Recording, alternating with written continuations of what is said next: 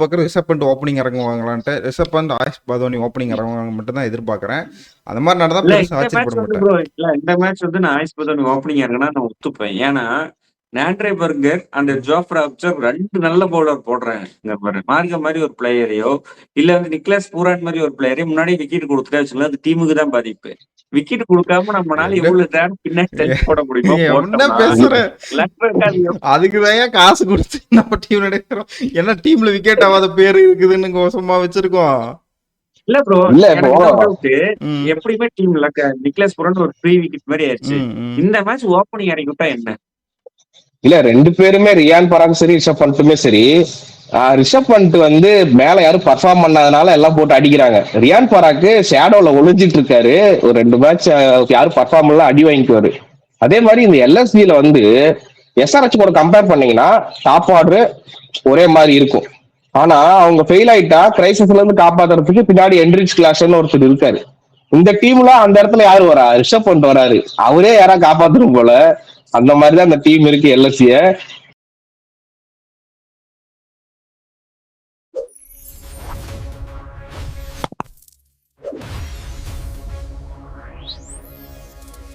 சரி ஒரு easy win for ஆர்ஆர்னு சொல்லி இன்னொரு இதுக்கு முன்னாடி ஒரு வீடியோ போட்டோம். கரெக்டா அந்த மேட்ச்ல ஆர்ஆர் தோத்து போனாங்க.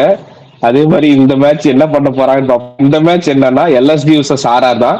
அதுக்கு முன்னாடி சப்ஸ்கிரைப் பண்ணிக்கோங்க. மெம்பர் பண்ற இடம் இருக்கும், மெம்பரா ஜாயின் பண்ணிக்கோங்க. சரி ஓகே, ஆர்ஆர் அந்த ஈஸி வின்னு நினைச்ச மேட்ச் தோக்குறாங்க, கையிலே இல்லாத மேட்ச் ஜெயிக்கிறாங்க. இந்த மாதிரி போயிட்டு இருக்கு.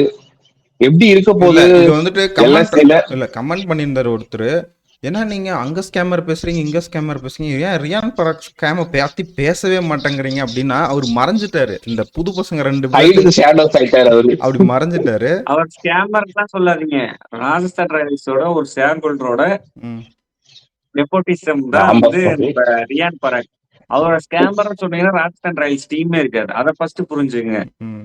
இல்ல அவரு என்ன சொல்றது, இப்ப அவர் பேட்டிங்கு மேல இறங்குறதுக்கு நம்ம இப்ப இந்த டீமுமே பார்த்துட்டீங்கன்னா சின்ன சேஞ்ச் தான். ஹெட்மேர் 3 இறக்கிட்டுனா டாப் 3 ஜிடி மாதிரி டாப் 3 உனக்கு யாரா ஒருத்தர் அடிச்சிருவாங்க.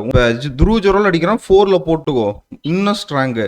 டெவான் ஃபெராரி எப்பயுமே தப்பா இறங்குறாரு. கடைசி 4 ஓவர் தான் இருக்கணும். நீ 12வது ஓவர் இருந்து அவர் எடுத்துட்டு போனா அவர் எங்க ஸ்பின்னே ஆட தெரியாது அவருக்கு. ஸ்பின்னரை கொண்டாந்து அடினா அவர் எப்படி அடிப்பாரு?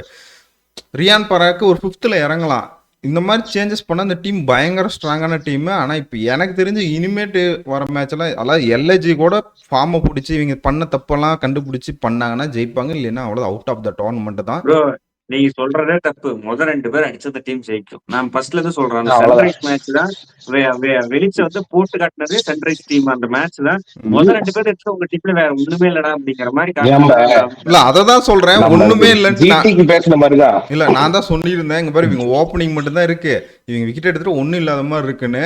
நான் இன்னும் எப்படி ஸ்ட்ராங் பண்ணலாங்கிற விஷயத்த தான் சொல்றேன். இவங்க ஸ்ட்ராங்னு சொல்ல வரல. இப்ப இருக்க டீம் இப்படியே போனாங்கன்னா போய் குப்பையில விழ வேண்டியதான், அவ்வளவுதான்.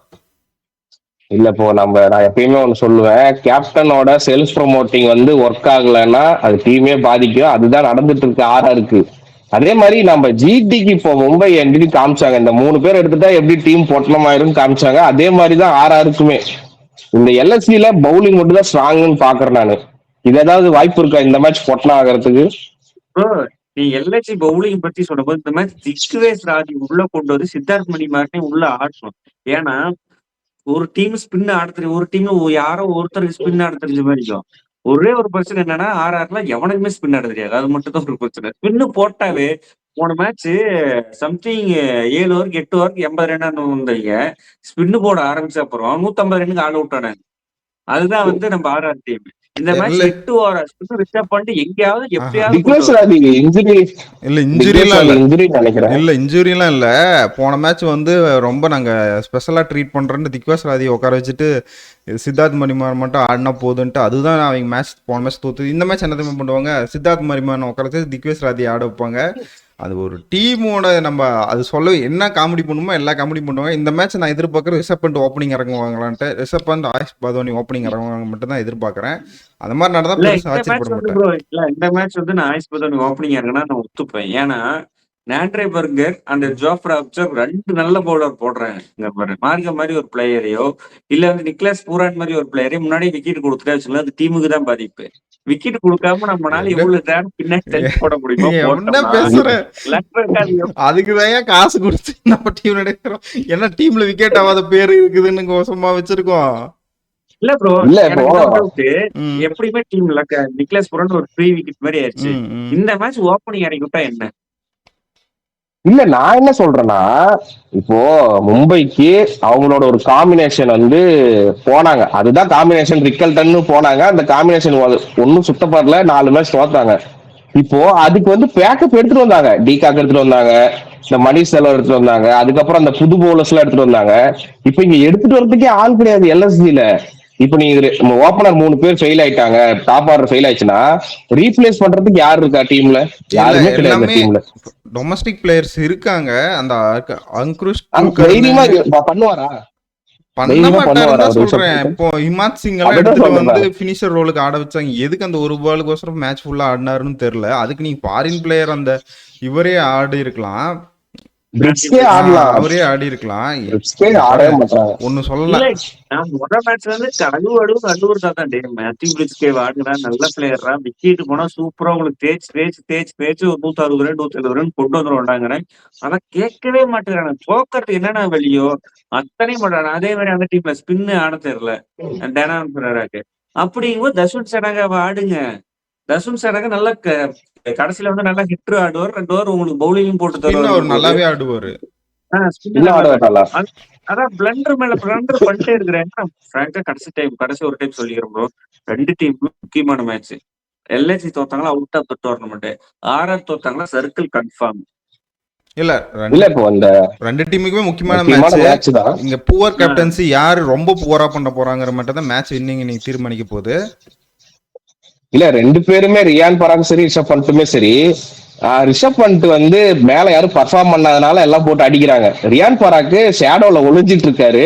ஒரு 2 மேட்ச் யாரும் பர்ஃபார்ம் பண்ணல அடி வாங்கிக்குவாரு. அதே மாதிரி இந்த எல்எஸ்பில வந்து எஸ்ஆர்எச் கூட கம்பேர் பண்ணீங்கன்னா டாப் ஆர்டர் ஒரே மாதிரி இருக்கும். ஆனா அவங்க ஃபெயில் ஆயிட்டா கிரைசிஸ்ல இருந்து காப்பாத்துறதுக்கு பின்னாடி என்ரிச் கிளாஸ்ன்னு ஒருத்தர் இருக்காரு. இந்த டீம்ல அந்த இடத்துல யாரு வரா? ரிஷப் பண்ட் வராரு. அவரே யாரா காப்பாத்தணும் போல. அந்த மாதிரிதான் அந்த டீம் இருக்கு எல்எஸ்சிய. சரி, ஓகே, நம்ம ரொம்ப பேசிட்டோம். ப்ரிடிக்ஷன் டைமுக்கு வந்துடலாம். யாரு ஜெயிப்பாங்க? இது எனக்கு ஒரு சீரியஸா சொல்லணும் ரொம்ப கஷ்டமா இருக்கு. இந்த ப்ரிடிக்ஷன் எனக்கு சொல்லணுமான்னு தெரியல. ஏன்னா இங்க விழுந்தா இவன் இப்படி தோத்துருவான்னு தெரியுது, இங்க போனா இவன் இப்படி தோத்துருவான். இங்க 2 இங்க டீமே இல்லாத மாதிரி இருக்கு. சரி வேணா ஒரு ஹோப்போட ஆர்ஆருக்கு போலான்னு இருக்கேன். Bro home ground LSC. நான் லக்னோட ப்ரோ. நானும் லக்னோட தான் போலாம்னு நினைக்கிறேன். ஏன்னா ஹோம் கிரவுண்ட் கேக் சொன்ன மாதிரிதான் முடிஞ்சது, அது அவ்வளவுதான். ஆமா, அத கேட்கறேன். நானும் அதான் கேட்க சொன்னோம்ல, அதே மாதிரிதான் இன்னைக்கு சொல்றேன். எனக்கு அதேதான். லக்னோ ஜெயிப்பான்னு தோணுது. அவன் சரி, ஓகே, இது இந்த வீடியோக்கான கேள்வி நேரம். இதுல நம்ம சுட்டி குழந்தை சூரியவன்சி எத்தனை 6 அடிப்பாருன்னு ப்ரிடிக்ட் பண்ணுங்க. சுத்தமா அடிக்கலைன்னா 0ன்னு போடுங்க. இல்ல அடிப்பாருன்னு நினைச்சீங்கன்னா போடுங்க. பாப்போம். ஒரு க்ளோஸ் நம்பரா இருந்தா கூட நம்ம பாப்போம் என்னன்னு டிஸ்கஸ் பண்ணி அனலைஸ் பண்ணி யாரு இல்லைன்னு சொல்லுவோம். எக்ஸாக்டா போட்டீங்கன்னா ஓகே. சரி, ஓகே. பாருங்க, கார்த்திக் செல்வன் 6146 அவரும் பிரகதீஸ்வரன் 38. 2 பேரும் என்ன அட்ரஸ் போன் நம்பர் கொடுக்கல. சீக்கிரமா கொடுக்க முடியுமா கொடுங்க. Tamil Christian science address phone number எல்லாம் கொடுத்துட்டாரு. நீங்க 2 பேர் கொடுத்தீங்கன்னா கிஃப்ட் உங்களுக்கு தேடி வரும் சீக்கிரம். 3 பேத்துக்குமே உடனடியே ஒரே டைம்ல போட்டு விட்டுறலாம். சீக்கிரம் 2 பேரும் கொடுங்க. சரி, ஓகே. அட்ரஸ் கொடுக்கலாம். கொஞ்சம் இன்ஸ்டாகிராம்ல கான்டாக்ட் பண்ணி அட்ரஸ் கொடுங்க. அடுத்த வீடியோல சந்திக்கிறோம். உங்களோட வின்னிங் யாரு என்ன 6 அடிப்பா எல்லாம் கமெண்ட்ல போடுங்க. அடுத்த வீடியோல சந்திக்கிறோம் எல்லாத்தையும். Bye.